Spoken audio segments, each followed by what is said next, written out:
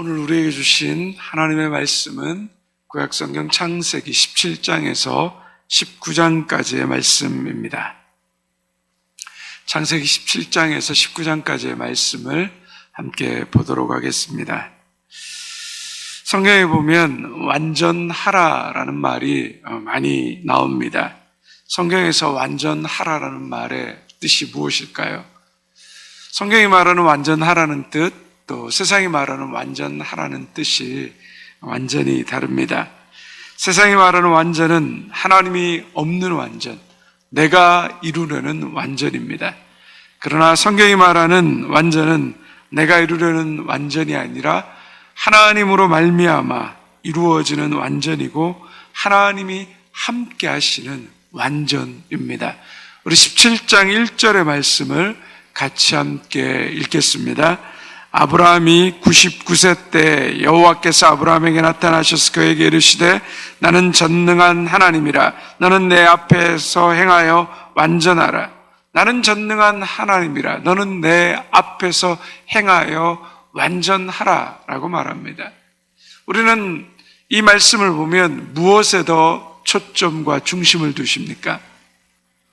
내 앞에서 행하여 완전하라는 말에 초점을 많이 둡니다. 그러나 우리가 성경을 볼 때 늘 기억해야 하는 것은 무엇입니까? 나는 죄인이라는 겁니다. 나는 한계를 가진 인간이고 넘어질 수밖에 없는 사람이라는 겁니다. 우리가 성경을 볼 때 기억해야 되는 것은 나의 초점이 아니라 하나님이 누구이신가입니다. 여기서 말하는 것이 무엇입니까? 하나님은 전능하신 분이기 때문입니다. 우리가 완전히 행할 수 있는 이유와 근거가 무엇입니까? 하나님이 전능하신 분이기 때문에 우리가 하나님과 동행하여 살아가면 우리의 인생이 완전함에 이르게 된다라고 말하고 있는 겁니다. 2절에도 보면 너를 크게 번성하리라고 말합니다. 번성케 하시는 주체가 누구입니까? 내가 아니라는 겁니다. 하나님이 그렇게 번성케 하시고 이끄시겠다라고 말씀하고 있는 것입니다. 3절에서도 8절에 보면 아브라함의 이름을 바꾸시고 그리고 여러 민족의 아비가 되게 하시고 아브라함으로부터 왕들이 나오게 하시고 가나안 족속의 그 후손에게 땅을 주시겠다고 하는 것도 누가 다 주체입니까? 하나님이 그렇게 하시겠다라는 것을 말하고 있는 것입니다. 그리고 9절 이하에 보면 할례를 행하라고 말하고 있습니다. 할례는 하나님과의 언약의 표징을 우리 몸에 두는 것입니다.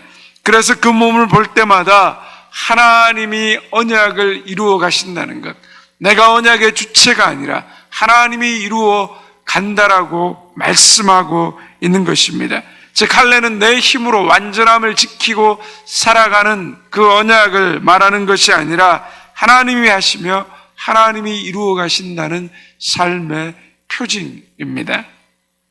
아브라함을 통해서 하나님께서 우리에게 무엇을 말씀하고자 하십니까? 하나님을 믿고 하나님의 전능하심을 의지하고 살아가면 우리 인생에 하나님이 그 일을 이루어 가신다는 겁니다. 우리를 완전함에 하나님이 우리를 완전함으로 인도하신다라는 것을 말하고 있는 것입니다. 우리가 할 일이 무엇입니까? 전능하신 하나님께서 내 인생을 통하여서 이루어 가시는 그 일에 대한 믿음을 가지고 하나님의 이끄심에 인도함 받는 것입니다. 이것이 우리가 해야 될 일인 것입니다. 18장입니다. 하나님께서 아브라함에게 찾아가셔서 아내 사레를 통하여서 아들을 낳을 것이라고 약속하십니다. 그리고 소돔과 고모라를 향한 아브라함의 중보 기도가 나옵니다. 우리 18장 1절의 말씀 같이 함께 읽겠습니다. 여호와께서 마므레의 상수리 나무들이 있는 곳에서 아브라함에게 나타나시니라. 날이 떠올 때 그가 장막문에 앉아 있다가 하나님이 아브라함에게 나타나셨다라고 말하고 있습니다.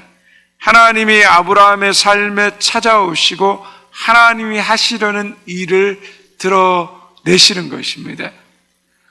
우리가 하나님을 찾는다고 말하지만 하나님이 우리를 찾아오십니다. 세상의 다른 종교들은 신을 찾아가지만 기독교는 하나님이 우리를 찾아오시는 분이십니다. 그래서 은혜입니다. 구원도 내 힘으로 이루는 완전함이 아니라 하나님의 의로 이루어지는 완전함입니다. 하나님이 늘 우리를 찾아오십니다. 오늘 우리에게 어떻게 하나님께서 찾아오십니까? 오늘 우리가 읽는 말씀을 통하여서, 기도를 통하여서 우리에게 찾아오십니다. 하나님이 찾아오시는 것, 우리에게 말씀하시는 것, 우리가 날마다 하나님 앞에 읽는 말씀의 묵상을 통하여서, 우리가 날마다 하나님 앞에 드리는 기도를 통하여서 우리에게 찾아오시고 말씀하신다는 사실을 우리는 기억해야 합니다. 하나님이 아브라함에게 찾아오셔서 1년 내에 아들을 낳을 것이라고 말씀합니다. 11절과 12절 말씀 함께 읽겠습니다.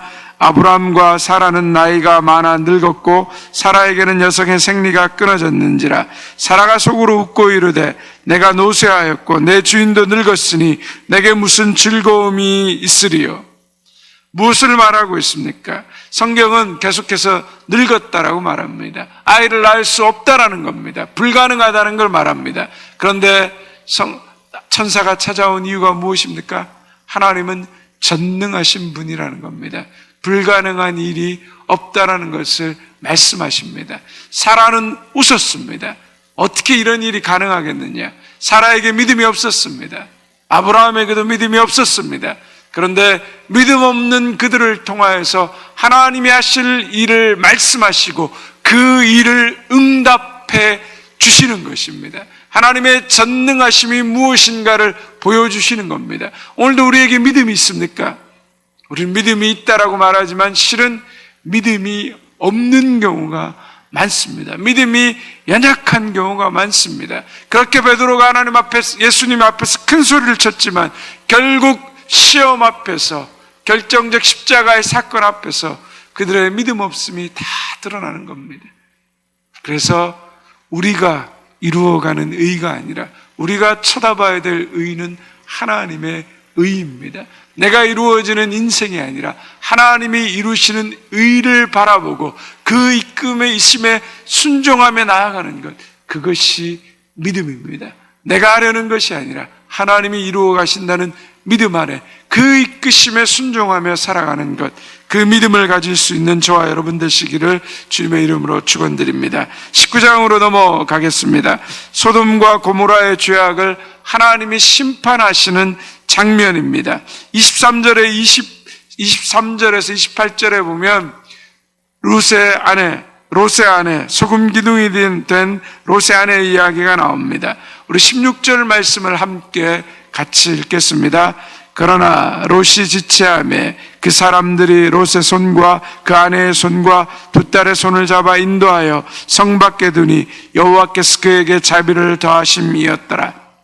롯의 아내는 하나님의 강권하심을 받았음에도 불구하고 하나님이 그 성을 떠나기 싫어하는 그 손을 이끌어 성 밖에 두셨음에도 불구하고 그녀는 소돔과 고모라의 삶을 떠나는 것이 힘들었습니다. 이 세상에 우리의 온 마음을 빼앗기게 되면 세상을 심판하고 아무리 세상이 멸망한다고 해도 세상에서 벗어날 수가 없다는 것입니다. 아무리 거기에서 나오라고 해도 나올 수가 없습니다. 결국 롯의 아내는 그 강권하시는 하나님의 손에 붙들려 있음에도 불구하고 그 마음이 소돔과 고모라로 향했기 때문에, 세상으로 향했기 때문에 그 구원의 여정에서 소금 기둥이 된 것입니다. 30절에서 38절에도 보면 롯의 두 딸의 이야기가 나옵니다. 두 딸은 아버지 롯에게 술을 먹여서 아버지를 이용해서 임신을 하고 번성하려고 합니다. 롯의 두 딸의 모습 속에서도 나도 하나님의 말씀에 막히면 세상의 돌이라도 안 되는 악한 일을 함으로써라도 번성하고 싶은 마음이 있는지 돌아봐야 됩니다. 내 마음의 욕망이 너무 커서 하나님이 이 일을 막으심에도 불구하고 내가 기필코 내 뜻을 이루고자 하는 욕망 때문에 악한 일을 통해서라도 자신의 뜻을 이루려고 하는 그 마음이 내 안에 없는지 우리는 우리의 일상 가운데서, 우리의 삶 가운데서 내 삶에 맺어지는 열매를 통하여 우리는 그것을 돌아보아야 합니다. 내 인생이 구원의 여정에 있더라도, 하나님의 손에 붙들려 있더라도 의인과 함께 살고 있을지라도 세상을 사랑하는 마음이 있다면 나는 롯의 아내일 수밖에 없고 롯의 두 딸과 같은 길을 걸어갈 수밖에 없는 존재가 되는 것입니다. 그러므로 세상을 사랑하려는 마음, 돈을 사랑하려는 마음, 권력을 사랑하려는 마음, 명예를 사랑하려는 마음, 그 모든 마음을 떨쳐내고 우리는 더욱더 조심하고 깨어서 하나님의 말씀 앞에 살아가는 사람들이 되어야 할 것입니다.